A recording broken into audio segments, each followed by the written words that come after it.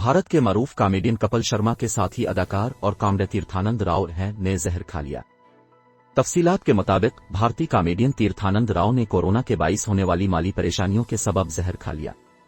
भारतीय मीडिया के मुताबिक तीर्थानंद राव गुज़िश्ता 15 बरस से शोबिज़ की दुनिया से वाबस्ता है।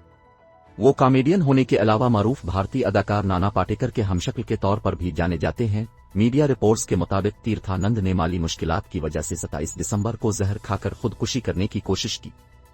ताहम खुशकिस्मती से उनके पड़ोसियों ने उन्हें सही वक्त पर अस्पताल पहुंचाया, जिसकी वजह से उनकी जिंदगी बच गई। तीर्थानंद राव ने मीडिया से बात करते हुए इंतहाई कदम उठाने के बारे में बताया कि माली मुश्किलात के सबब उनके घरवालों ने भी उनका साथ छोड़ दिया। यहां तक कि अस्पताल में इनकी मां और भाई भी उनसे मिलने नहीं आए। वाज़ेह रहे कि तीर्थानंद राव ने कपिल शर्मा और भारतीय टीवी की मारूफ अदाकारा श्वेता तिवारी के साथ कॉमेडी सर्कस के अजूबे में काम किया था।